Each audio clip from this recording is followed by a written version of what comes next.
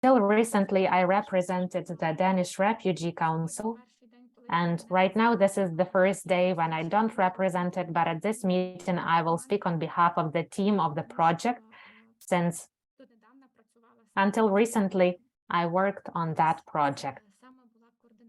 I was a coordinator of that project, and today I have to say about the fact that our aim is to share experience of mobile teamwork about the work we will speak a bit later, but right now I would like to say that this work took place during a wider project, which was aimed at motivating social alliance in the communities in Ukraine, in the affected due to the conflict communities, and the communities where there were many people who were affected, and the aim was to prevent the conflicts or to manage the conflicts where people temporarily lived, IDPs temporarily lived, and this way to aspire social alliance in the teams and in the communities. And I'd like to say that Danish Refugee Council as a team of the project, we wouldn't manage the implementation of it without our reliable partners, Lviv Mediation Centre, which has been working with us and taken care of doing the work, not for nothing, not just for putting a tick next to some activity, but actually to help the situation we're in. And today we have Anna Lesko, the head of the center, and I'd like to give the floor to Anna. Thank you, Julia. Good evening, dear participants, dear colleagues. I'm so glad to be here with you. It's very good to see you all, and I want to thank you for joining to this meeting, and it's really valuable when you have electricity and the internet. So especially I see some dark pictures with faces. It means that people don't have the electricity. So I want to thank you for joining our meeting today. Let me briefly tell you about the aim of our meeting today and about the format of work. First of all, we wanted to share experience. It's been 6 months that we've been implementing the project, and over this period of time, we've gained some experience, and we wanted to share this experience with you. And for us, it's really important to hear some comments, questions, because we understand that this experience is quite interesting, it's unique, and it may be applied in other similar projects. And we understand that we're not the only ones doing this activity. So we want to share our experience and likewise hear your comments or listen to your experience. That's why we will briefly tell you about what we have been doing over these 6 months, and most of our meeting, which will take till 6 p.m., we would like to communicate with you. So about half an hour from 5:30 till 6 p.m., we will have the questions and answers session. So we will kindly welcome you to participate in the communication. That's briefly about the format. Also, we understand that there is the problem with the connection. We understand there may be power cutoff. So if you are here with us and you have the possibility to write the question in the chat or ask the question, don't wait until the end of the meeting, because if something happens with the electricity, you may put this question in the chat right now, and then we will answer this question, and we record this meeting so that later you will be able to listen to the answer to your question. In terms of the organizational aspects, that's it. Now let's start speaking about the project. Our project, I'm so glad to see Anna Humenyuk here with us. And our project started probably from March. Our Anya Humanyuk and Natalia Beskribna contacted me about the idea to launch mobile teams. And then we met Yulia and later Alisa and started working in details on the implementation of this idea. Let me tell you right away that in the conditions in March 2022, in April, because later it was being elaborated during that period of time, and we really wanted to do something because doing nothing would drive people crazy. We really wanted to be useful, to do something, and we just used everything we had. We planned, we did our best, and we did our best in terms of forecasting that situation. It was the first time we were in that situation. We didn't have the clear understanding of what to do, but we knew that we needed to do something to be useful and not to go crazy. And it all reduced to the project. It all transformed into the project. So this project was born, and the project started from June 15th, and it lasted 6 months till December 15. And the idea of the project was about functioning of the mobile teams. Every mobile team consisted of a psychologist and mediator, and our teams worked in 5 cities: Lviv, Stryj, Lvivska Oblast, respectively, Uzhhorod, Mukachevo, Zakarpatska Oblast, and Rivne in Rivnenska Oblast. And the functions of the teams at the beginning, because as I said, the design of the project was in March and April, so the functions of the teams were about counseling of IDPs, internally displaced persons, psychological, social support, and we really focused on crisis consultations. So people who have just left Eastern Ukraine and came here, obviously, their mental health wasn't very well, and we focused on crisis counseling, and we focused on a lot of people, big flow of people, so that we would be able to provide our aid to a lot of people. Apart from psychological counseling, we also had a mediator in our team, and we also thought about regulating and managing the conflicts, because we understood that the condition people were in, they are really hot-tempered, and even when there are no reasons for conflicts, we understood that there would be a lot of potential reasons for the conflicts. And we understood that conflict management, mediation, facilitated dialogue, all of these techniques will be really actual and relevant to be used. And of course, we thought about conflict prevention, how we can work so that the conflict level would be decreased, and so that we wouldn't have so many conflicts. This was the initial idea about our project, but this project started in June and lasted till December. And it's logical that the project went through a transformation, because what we planned to do in the first place, down the road, it didn't become so relevant. It got transformed, and our services became relevant in different areas, and we were really flexible. And we want to thank DRC for understanding, because we were quite flexible to respond to the challenges. And during the realization of the project, we changed the project a bit.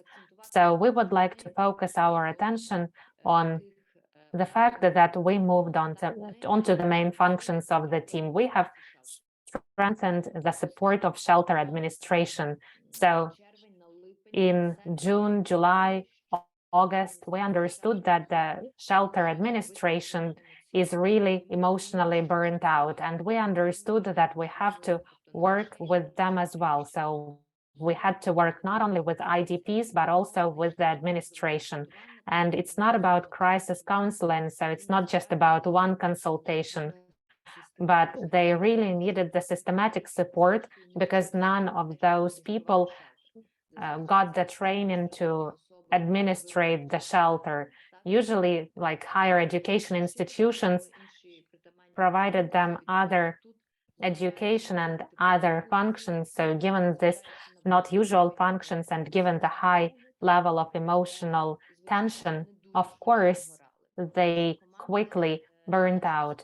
And our mediators, teams, psychologists noticed that, and a little bit we started working with them on a deeper level. We provided for them the groups of psychological support in both individually and in groups. Also, we provided information sessions, mini trainings about effective communication on how to work with their emotions. So we tried to teach them so that they would be able to perceive less painfully what they hear from IDPs, because there were really a lot of dissatisfied people and the level of conflict was very high. So we taught them to work the right way so that they wouldn't burn out so quickly and so that they would perceive this information in a better way. Also, we taught them on the behavior in stressful situations. That was really important. Apart from that, in terms of crisis counseling and consultations from individual one, we changed our activity and we've created the groups of psychological support for IDPs. And you know, it was like the snowball getting bigger and bigger. At first, it was really difficult because people couldn't understand why they needed it. But over time, they got used to the fact that the psychologist or mediator comes to them, working with them, and these groups got popular, and a lot of people constantly came for help into such functioning groups in different locations. Also, we worked a lot with children, and we worked a lot with art therapy. Drawing helps children to open up, and the contact with children helps to contact with parents. Parents, as we have understood it, they don't really want to do it. When they hear about the mediator, they don't really understand who that is. But when they hear psychologist, they associate psychologist with a psychiatrist and they say, no, no, thank you, we're fine. But because of children, we managed to find this contact with the adults and at least communicate with them. Also, we understood and we got convinced that the shuttle diplomacy and mediation worked well. We will later look at the statistics. Maybe the number was smaller, but it was still significant because mediation and shuttle diplomacy really helped solve a lot of conflicts. Also, in October and December, we started forming group sessions, group legal consultations, our specialists, mediators. It happened the way that in our team we had lawyers, and lawyers could provide specialized support on social and legal issues. We chose different topics which would be interesting for a lot of people, and we went to a specific shelter and provided a group consultation, and it proved to be effective over this period of time. Also, our new trailblazing thing is the talking therapy. What did we mean by that? You know, when the mediator or psychologist comes to a shelter and starts communicating with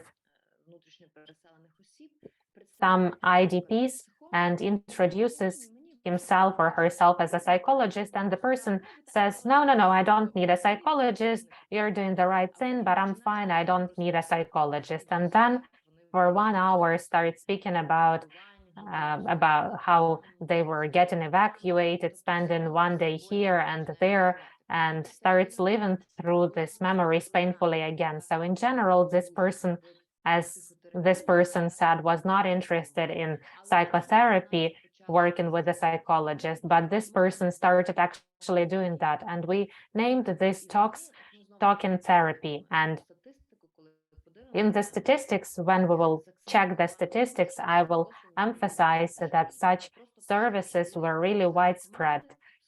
And when the team members, a psychologist or mediator, would simply go and talk to a person, and the person, without realizing it, shared experience, personal experience, and felt better. And the person felt better because he or she was listened to, was not judged, and she or he received the right to express emotions and live through that situation and felt better. So with Julia, in the middle of the project realization, we started speaking about how to name our activity, and we named it talking therapy.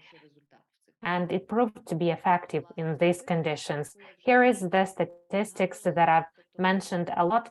So during the realization of our project, we have 4,061 beneficiaries. I mean, 4,061 people received aid. These are unique beneficiaries, and out of them, 3,579 people who were internally displaced persons.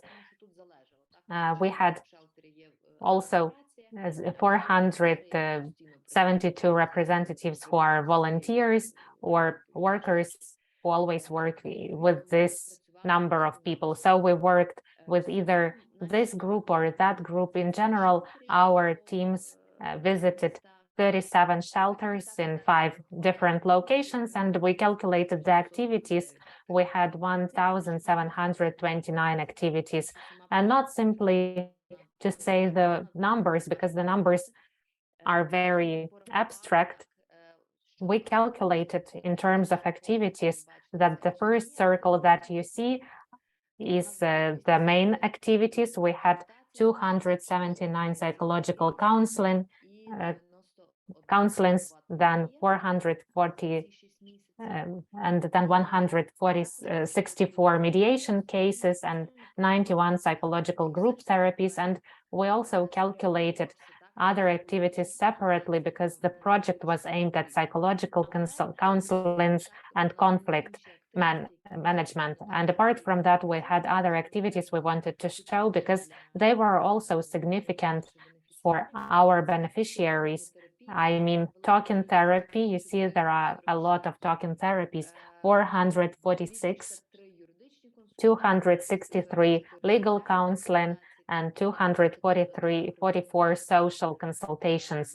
And this is the approximate number of services that our teams provided over this period of time. And of course, we've made some conclusions in terms of this project because you don't need to do anything if you can't analyze it and make conclusions out to move forward. We divided the conclusions into strategic and organizational. Julia will say about strategic lessons learned and outcomes. So I also want to say that all these conclusions or lessons learned you'll receive in a short analytical note after this meeting, where each of them will be written in details. And since we are running out of time for our discussion, and we would really like to get down to questions and answers session, let me tell you quickly about the strategic lessons learned. So the first conclusion, which was the first one, not in terms of importance, but in terms of implementation of the project. It's the time that is needed to build trust between mobile teams and beneficiaries. If the mobile team wants to work in the shelter, it needs to build the contact with the administration of the shelter and volunteers working there, and of course with people living there.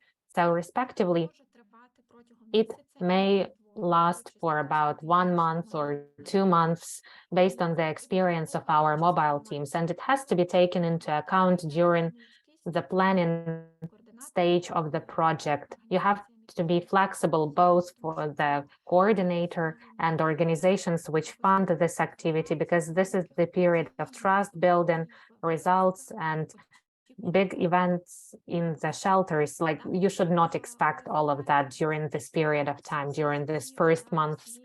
As a result of all the activity that has taken place over this period of time, we've reached the conclusion that the IDPs and the representatives of the host and community working with the IDPs have to be supported in an equal way by the mobile teams, because if the mobile teams mostly work with IDPs living in the shelters, it may, and on top of that, there are other organizations working in these shelters, let's say the organizations working in the area of humanitarian aid, providing some other services to IDPs. There may be an idea of the representatives of the hosting community working with IDPs that there is a disbalance in work provided. And here it's important to take into account that the representatives of the hosting community, that these are people who were affected by the conflict, and their economic conditions worsened and the conditions of their lives worsened maybe. And this way it's important to provide this equal support for these two categories of beneficiaries who may be in such projects, because the emotional condition, the psychological condition of the representatives of the host and community working with IDPs has an impact, as we could observe it, impacts the quality of IDPs' life in the shelters. One of our conclusions is also that we have to balance the cooperation with other institutions, local institutions and organizations working in the shelters, working in other shelters on the community level, because it helps the mobile team inform what it's doing, and it helps the mobile team to help more people.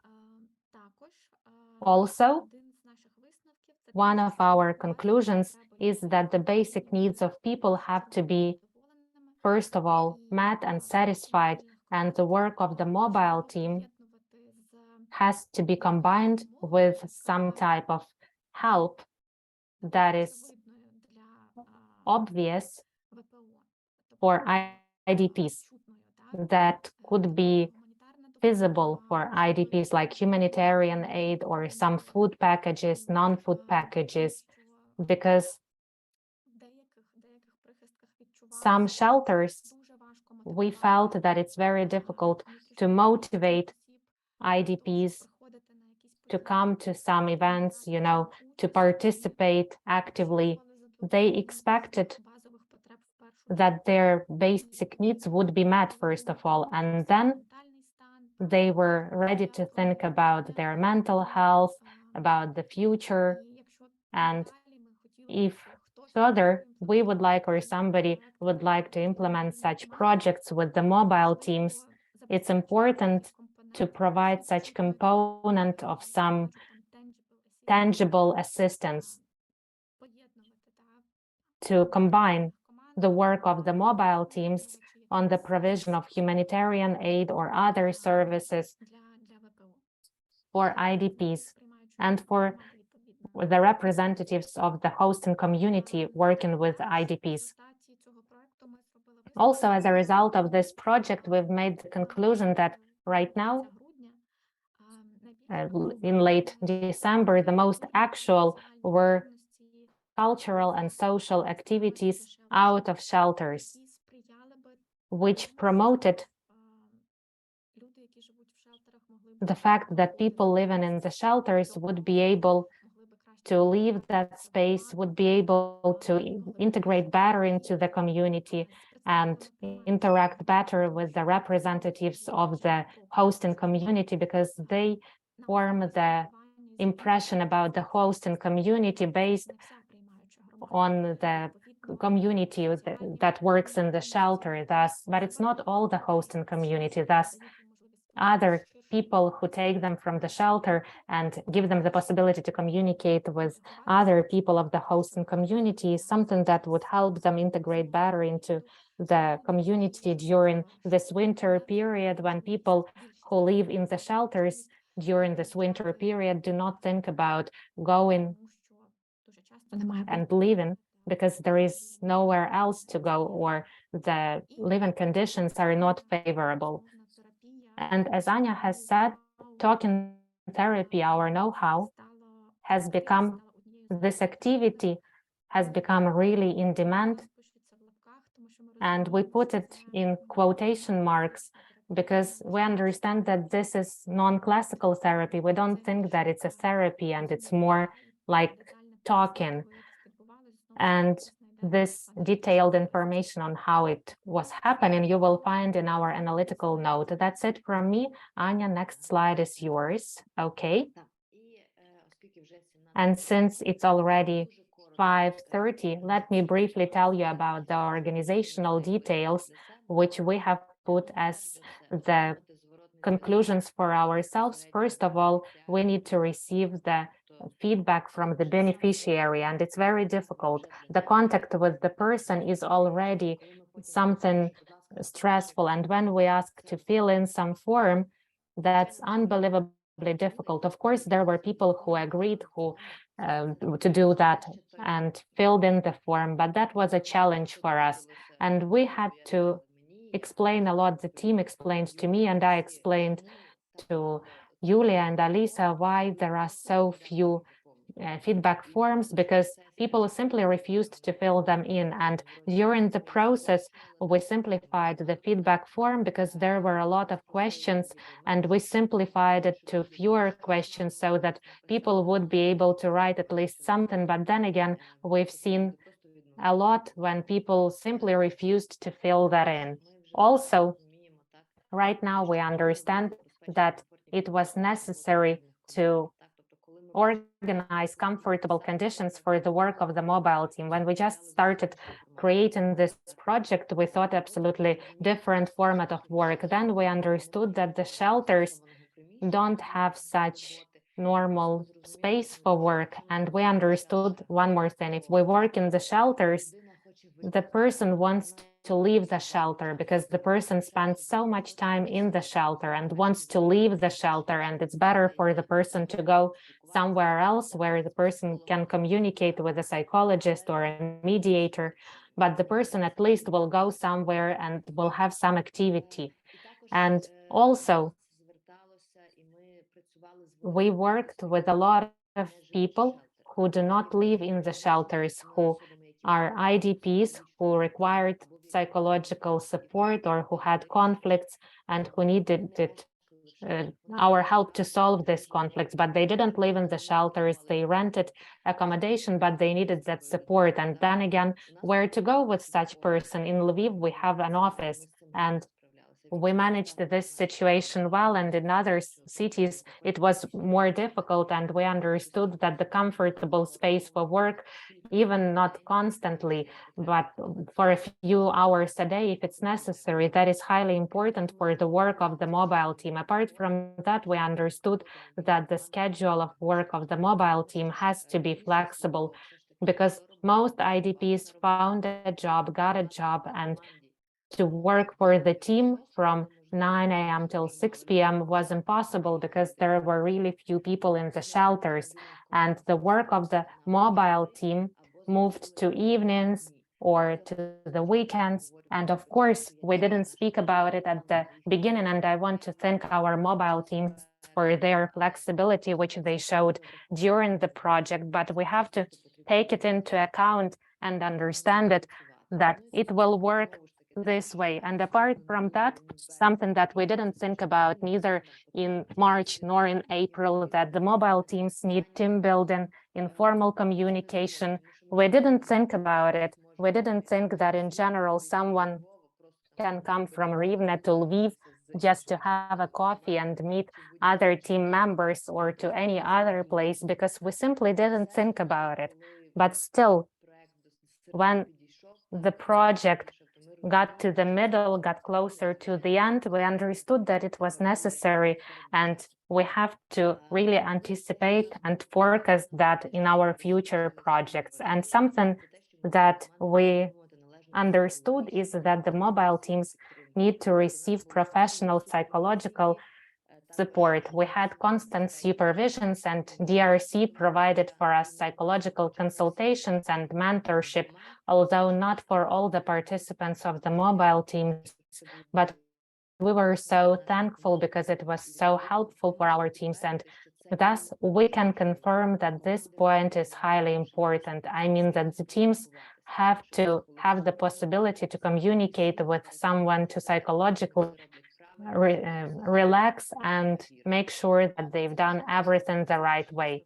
This is the brief information about our organizational lessons learned. And before we move on to our questions and answers session, I want to thank all the mobile team members who have agreed for this adventure, who have been with us all this time. I want to thank Danish Refugee Council. It was really a very interesting experience. It was a great place where we could direct our energy not to scroll news and Telegram channels with the news all the time.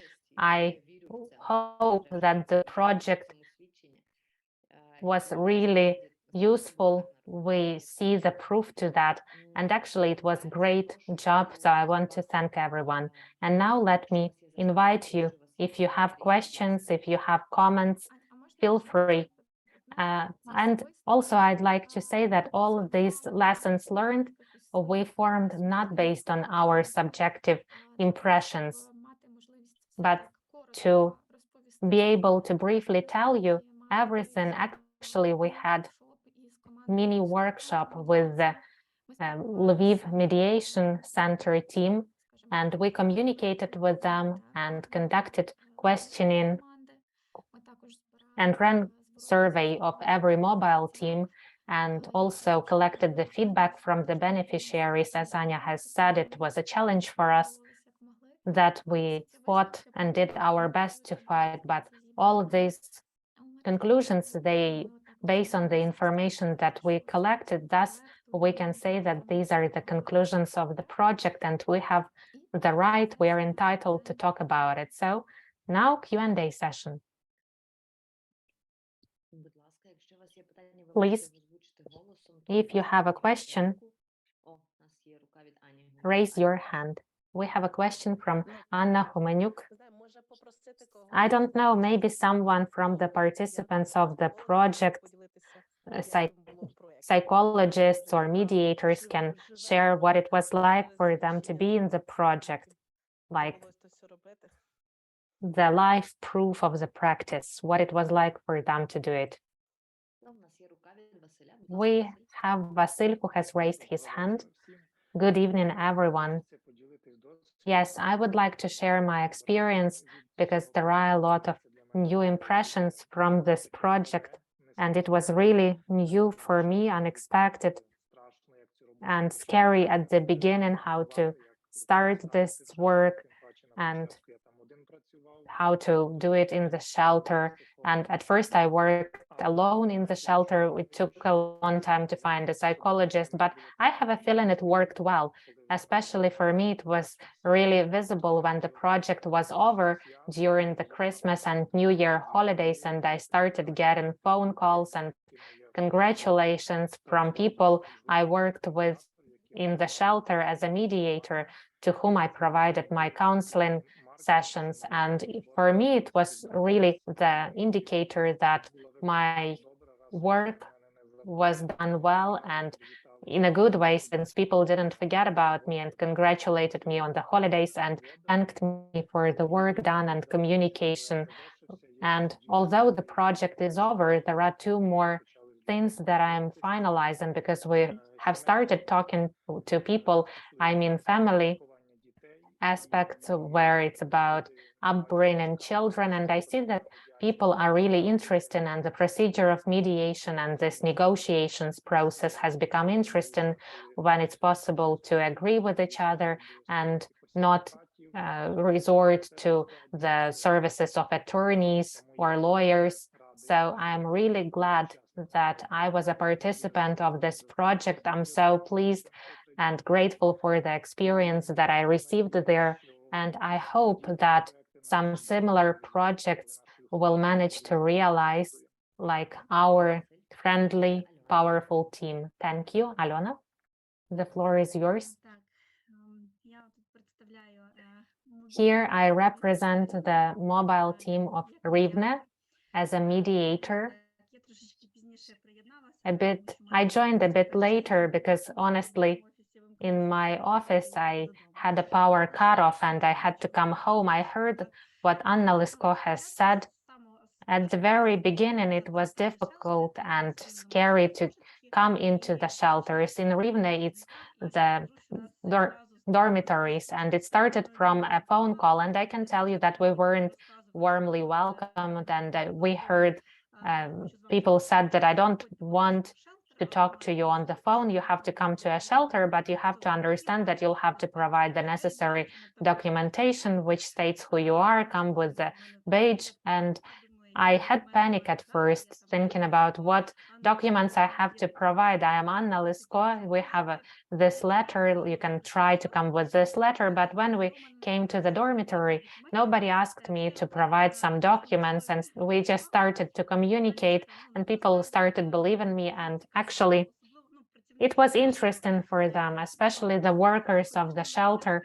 A lot of those who have heard about mediation, maybe they didn't really understand what it has to be like, but at least the fact that there is knowledge about mediation was already advantage. In terms of people, I cannot tell you that they didn't know what is mediation, but they were ready to share their stories, and here such cooperation format was interesting for them and they agreed to it.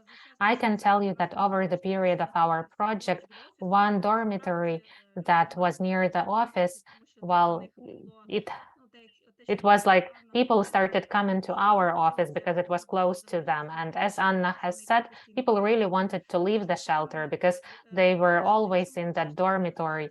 And with other dormitories, when we offered them to come to the office, they had a different problem that they didn't navigate around the Rivne city, and it was hard for them to go around. So we worked with them in their location. I can tell you that they really liked the trainings, some interactive format. It was interesting for them, and they really liked it because at the beginning we had not the resistance, but so-called they were ready to send children to us, but not ready to come to us. And the psychologist provided art therapy for children.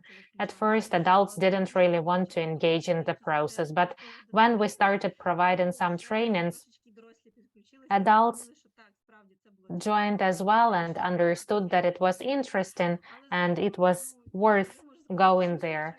But I can tell you that we are pleased with our work because some changes in the life of the participants happened. And I want to thank Lviv Mediation Centre because they were the ones who invited us. We want to thank for the possibility to participate. It was a challenge for us working with people who were affected because of the conflict, and it was difficult for them. And it was a challenge for us. Not everything was smooth. And nevertheless, we managed to do something. Thank you. Thank you, Alona. Thank you, Vasil. I also want to attract your attention to the fact that we have a few questions in the chat, and we also have a few questions in the registry form. That's why if we don't have raised hands, let me read these questions one by one. What types of conflicts were addressed? Were they interpersonal conflicts or intergroup conflicts? Thank you so much for the question. Actually, the conflicts were different. The conflicts were both among people, interpersonal and intergroups, and we took into work all types of conflicts. So one of the ways to manage these conflicts was mediation, facilitation, shuttle diplomacy, and we tried to find the specialists, multi-profile specialists who can help in different types of conflicts. So we had really interesting cases. Let's say Vasil had a case when the wife was here with the child, and the husband stayed in Sumy, and he provided the mediation for them online. So actually, the situation differs, starting from in between wife and husband and down to a group of people. In Lviv, we had an interesting case for business. As I remember, there were 6 or 7 participants. I mean, people who got evacuated from the occupied territory. They wanted to transfer their business there, and they spoke about the details of future cooperation. There were different cases. The experience was fantastic because we really needed to understand well different areas and be able to provide help and assistance. All right, then I have one more question from the chat.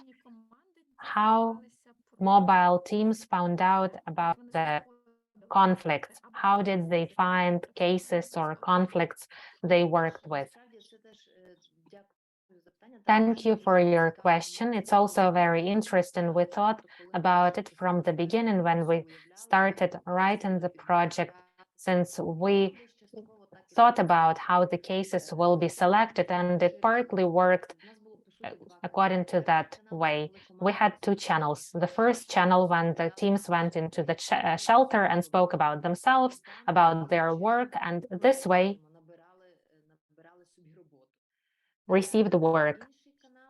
And the other channel was, of course, we shared the information about the fact that we have this possibility to help. It was a simple Google form with the phone number in it, and a lot of people who didn't live in the shelters, who lived somewhere out of shelters, a lot of people found us, and they filled in Google form or they called us, and of course the team which was closer to them, we sent the contact information to that team, and the team contacted them and provided their assistance. From the very beginning, we started cooperation with the system of free of charge legal aid. They also shared the information about our activity, and they shared the information with people about the fact that they can use this assistance and help and aid, and this free of charge aid provided for us the space where our team worked. And in Stry, in Lviv, we have the office, but in Stry, we didn't have the office, and the team could function comfortably due to that. And then the word of mouth, people shared the information with each other, and this way people contacted us. So in December, it was really about a lot of groups of people who knew about us. And one of the lessons learned that we've mentioned, that it's important to cooperate with other organizations. In Lviv, we had wonderful cooperation with the organization named Poruch. Together with them, we started realizing different events with them, shared information about our activities, and we received a lot of cases and people for the group therapy, for the therapy. So such cooperation is really important to get good quality cases from people and then be able to work with them. All right, and one more question. What was the strategy if one of the parties of the conflict was not ready for mediation?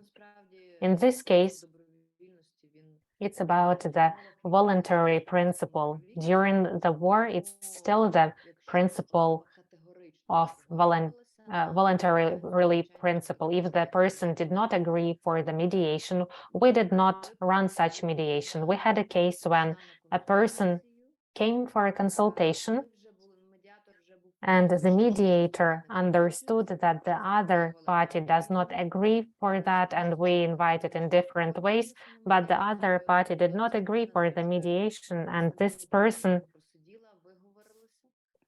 was sitting for a few hours and talking, and instead of the mediation, there was the talking therapy, and the person felt better, and this way we helped. But nobody forced the mediation onto anyone, just like facilitation or shuttle diplomacy. Everything was based on the free consent principle. but people didn't jump into the free of into this easy project. Every voluntary agreement meant that there was the explanation about the mediation and that nothing will happen to people. Maybe something will happen, but it was for better for the treatment. So there was a lot of work done by the mediator explaining what is the mediation and what results to expect. Thank you. There are two more questions. One of them is about talking therapy, and here I will ask for help to explain what the question means. So the question is the following: what was the frame of the talking therapy, and did you communicate about the maximum number of sessions in terms of the talking therapy? So if there is some unclarity about the question, could you explain us what do you mean by the frame? I'm sorry, I would really like to find out about what you mean by the frame, since let me tell you that I'm a psychologist. I used to be a psychologist, and right now I'm a psychologist in the mobile team in Lviv. And if we speak about the standard time during the sessions with a psychologist or psychotherapist. Ola, we have lost the connection with you. So here, shall I clarify my question, or is it clear now? Було заявлено, що це Олю перериває, не чути. Ola, we cannot hear you. You're losing the internet connection. Mrs. Brigitte, could you clarify, because out of what Olga has said, who is a psychologist in a mobile team in Lviv, for her, the question was also not clear. Could you explain what you mean? Yes, we did a similar program in Kalush, so I'm very much interested about. I'm a psychologist myself, and I like to know, for example, if you start talking therapy, did you announce we have maximum 5 sessions so we can meet again, or was it clearly communicated? It's a single hour and it will not repeat. What happens if the person now is, if you realize there is a need of more of additional meeting, for example? Also the duration, like it was said, was it communicating clearly? We have 1 hour now, for example, to talk. And questions around this. Я думаю, я зрозуміла більше. I think I understood more or less. I can answer your question. Thank you for your question. Then again, we named this activity talking therapy, but since Julia has said it has nothing to do with the therapy, the way it looks, the way psychologists and psychotherapists understand it. It's so-called treatment communication, but it doesn't have any clear frame, psychotherapeutical frame. So thus, there are no limits in terms of the duration or the number of sessions. So in practice, it looked this way. Our teams communicated. Let's say they came and they saw that there is a person. They came, greeted the person. They said who they are. And the person says, oh, a psychologist. No, thanks, I'm fine. I don't need a psychologist. And then the person starts sharing his or her story. And we continued our communication, and the team, in different gentle ways, tried to ask this person different questions, help, listen to this person, understand the person. But anyway, we understood that the person will be very unlikely to agree to a classical therapy, even if our specialists saw that it's necessary. Thus, since our teams in the shelters were all the time, very often the person came over and over again to communicate in this free mode. They communicated and left. Sometimes it happened when it was one-time communication. Sometimes it happened when it was a few times sessions. And we also had the situations next to one shelter, there is a park and people simply went out for a walk in the park. Thus, let me repeat myself, I want to thank the teams for being very flexible in these situations, and they really saw what could be the trigger for the person, what should be said and what shouldn't be said, how to provide the aid, even if it's just a 5-minute walk around some shelter. They did it, and we described it as the talking therapy, but it has nothing to do with the classical therapy. And we highlight that and we really understand it. Maybe one more question. How long did you stay at one location? For example, if you went to Rivne, to a shelter, did you stay there for a week or for 2 days? Or Дякую. Дякую за запитання. В кожному місті була мобільна команда. Thank you. In every city, there was a mobile team working the whole workday. So in one workday, it was 1 or 2 shelters where the teams went, and over the necessary period of time, they could spend 1 or 3 or 4 hours in the shelter, depending on the number of people they saw in the shelter, communicated in the shelter with, and that's what the meeting looked like. And also, Bridget, I see that you had a question about children, whether we worked in groups and whether we organized these groups by age. Actually, yes, we worked mostly in groups, and they were group art therapies, or not only art therapies, but group activities with children. More or less, they were of the same age, but we didn't really organize these groups by age. More or less, they were children of the same age. But even if we had children of different age, the group did not suffer because of that. And it only strengthened the group. So separately by age, we did not differentiate groups. Thank you for your question. We also have a question from Irina Shevchuk.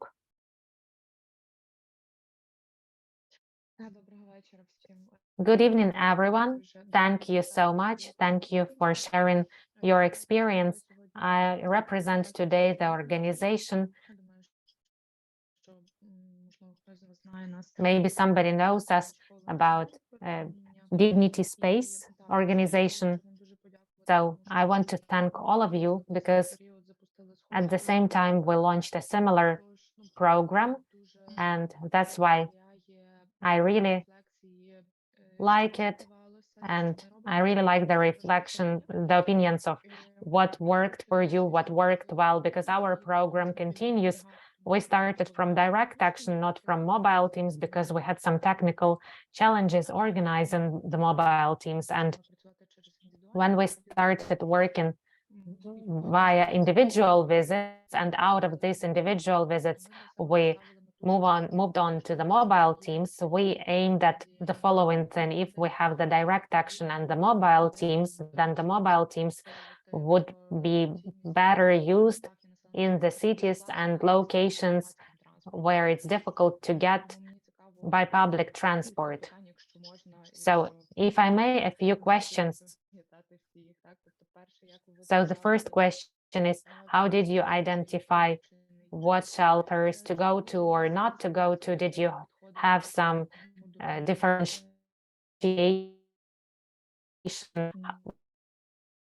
How did you choose help? The next, you said that you manage experts working with the shelters. Also, it's interesting to hear how you managed to organize that. Did you have some recommendations, for example, that the expert could receive some specific number of hours within a month, or in what cases the specialist could come for help? The second question is how the support of the teams themselves was organized. And the third question is actually, it is more complex. It is more comprehensive about the talking therapy. We provide something similar, but we name it therapeutic listening. And at the same time, it's very similar to what you describe as talking therapy. And it's group or individual support for the residents of the shelters.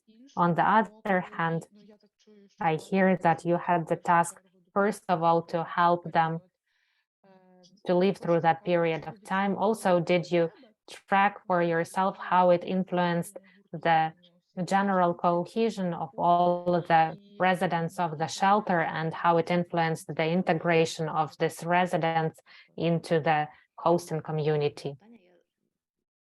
Thank you for your question. I will try to answer all the questions. If I forget, please remind me.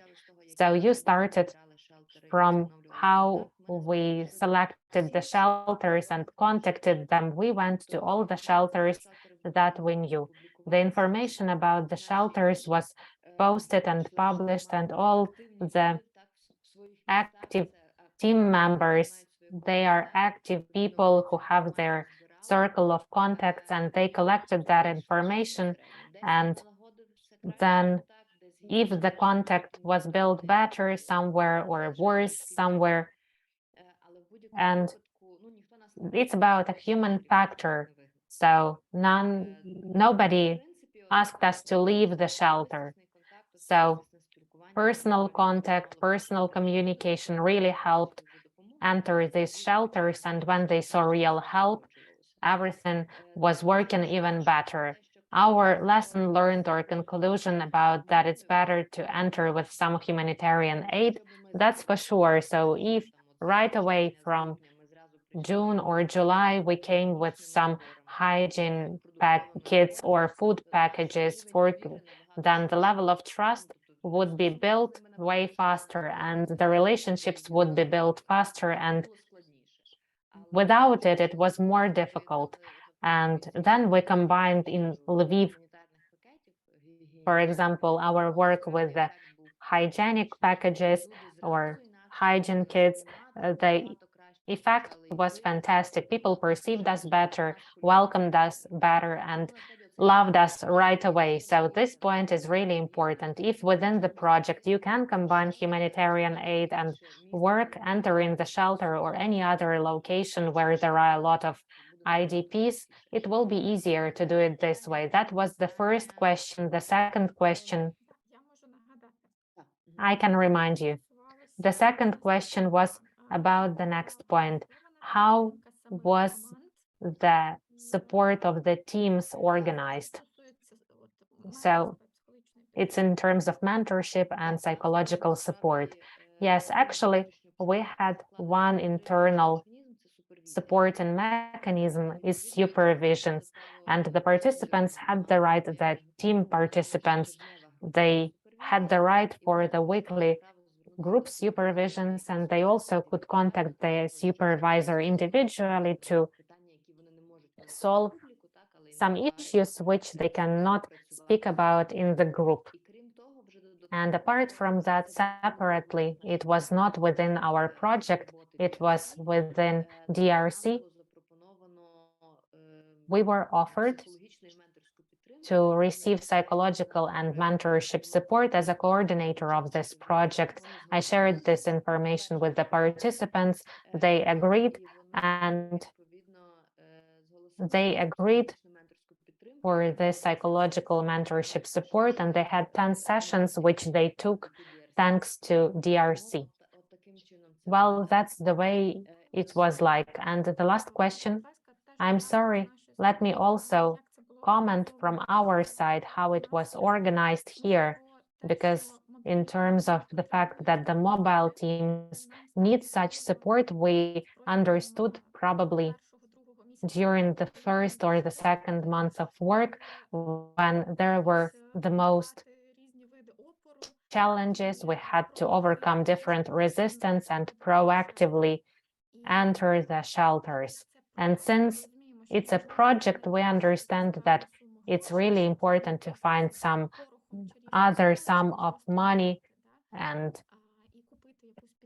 to buy some support or services for the mobile teams. Since Danish Refugee Council is a big organization with different projects, we had the possibility to integrate this type of help into the work of the mobile teams from other projects. And to do that, by the way, it's about the flexibility of the implementing organization and about the flexibility of donors of different projects.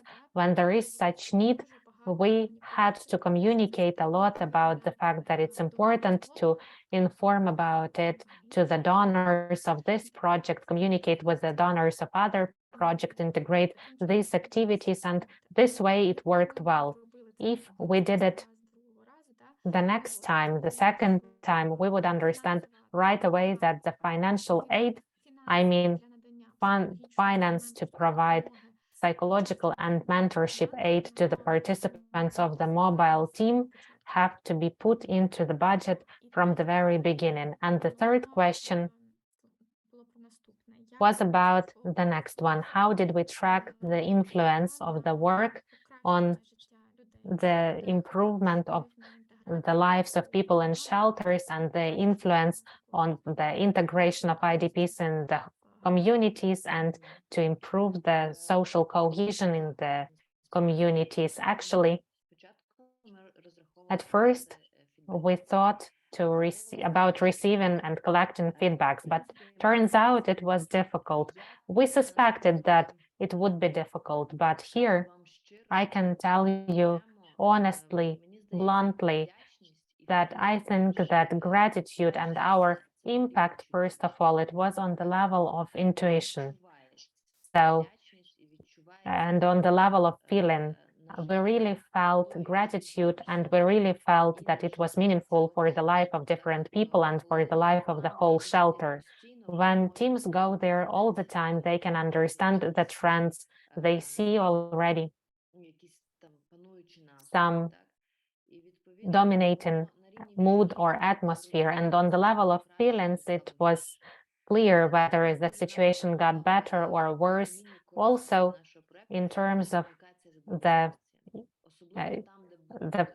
effect of our project, we understood about the communication with the administration. There were cases where it was easier to communicate with the administration, cases where it was more difficult to agree with them, but a lot depended on the administrator of the shelter, and we received a lot of gratitude from the administration. They said that we simplified the life in different shelters, and this way we collected the information about whether we were useful or not. And if I may,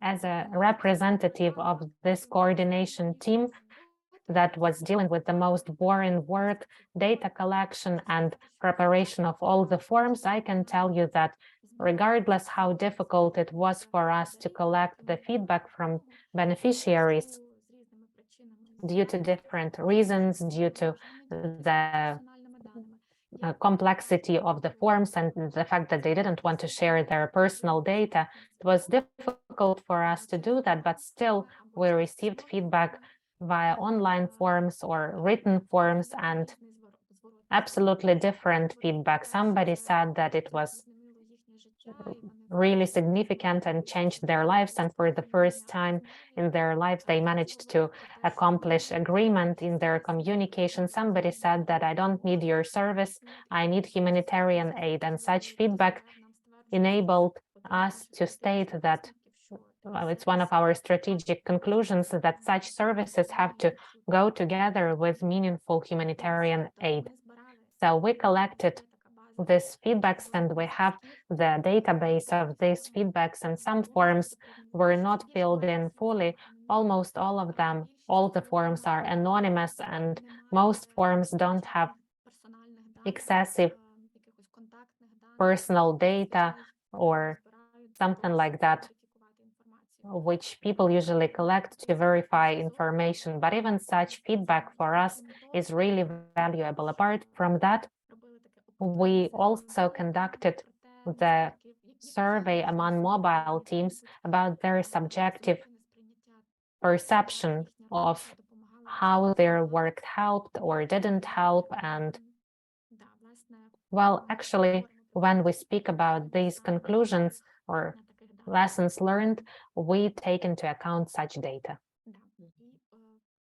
And that's it from me. There is one more question in the chat, and I know that there are 3 more other questions from the feedback forms.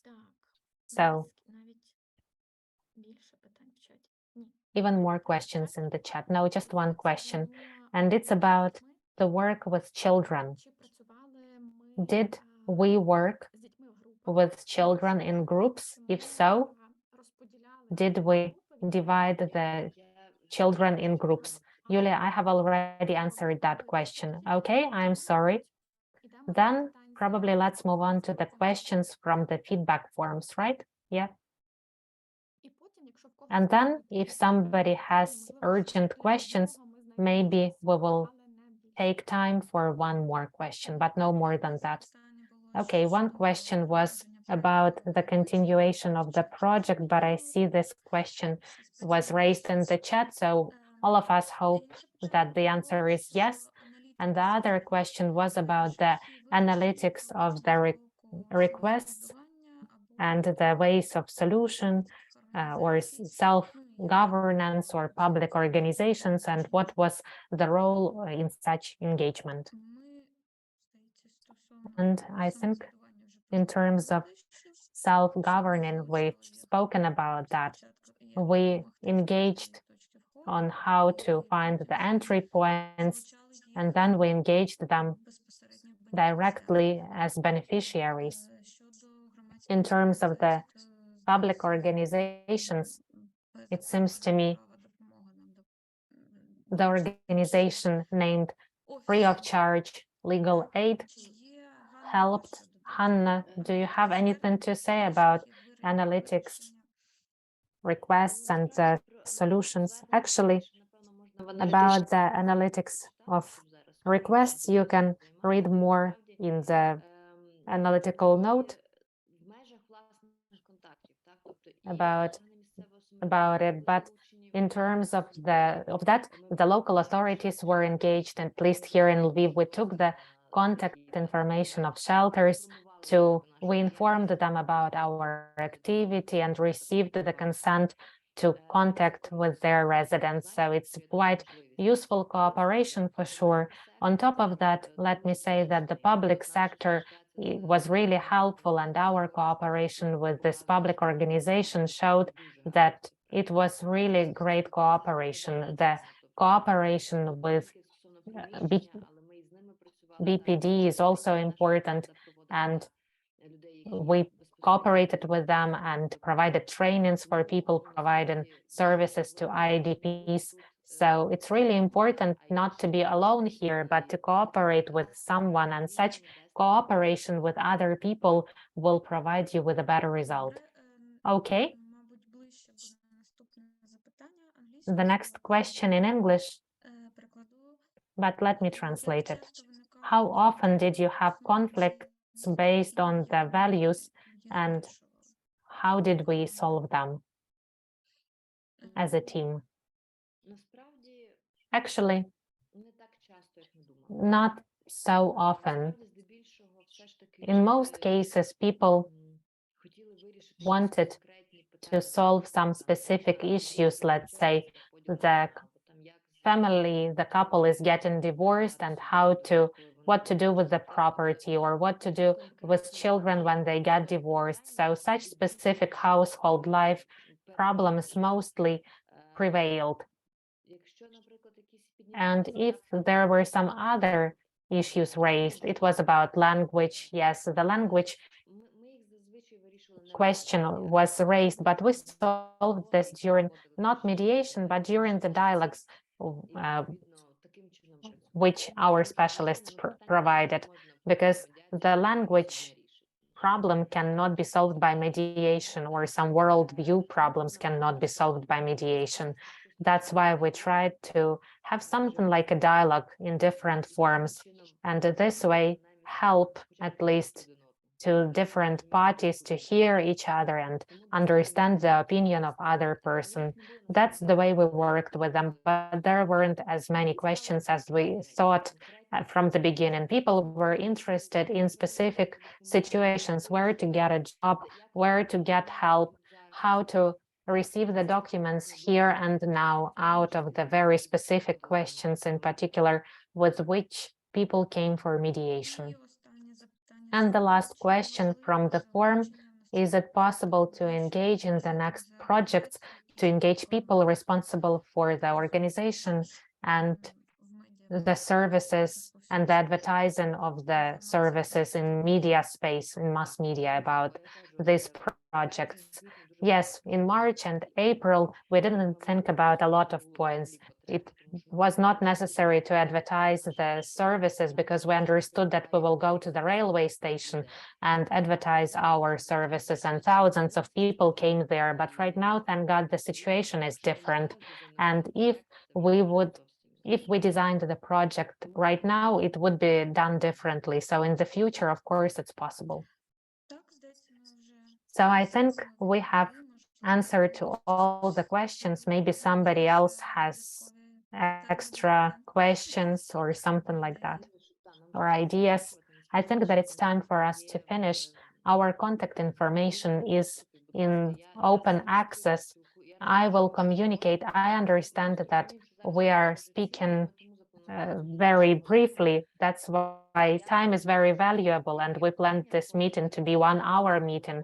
But if you have questions, I will communicate in a messenger or by the phone with pleasure and share more information about our experience. So if you have a question after this meeting, please feel free to find our contact information. The information about our project is on our webpage. It's not difficult to find us. I'm here to answer all your questions, so feel free to ask. And just in case, let me ask you, if at the meeting we have people who have not registered in the registry form, but they are here, please write me your email so that I would send all the materials tomorrow to you, so we can rest today. And briefly, I'd like to say that after this meeting, probably tomorrow, colleagues will send you an analytical note in English and in Ukrainian for your convenience, where you will find the slides of this presentation, all the slides of this presentation, and you will always be able to ask the questions answering this email. Thank you so much for listening to us. Thank you so much for discussing with us something that is worrying us and is difficult for us. Also, I want to thank you for focusing your attention on such projects of social cohesion, because we believe in such projects. And yes, we can wish you to have a safe space, safety, health, and let's finish on that. Thank you for taking your time. Have a calm evening. Goodbye. Goodbye. Thank you. Goodbye.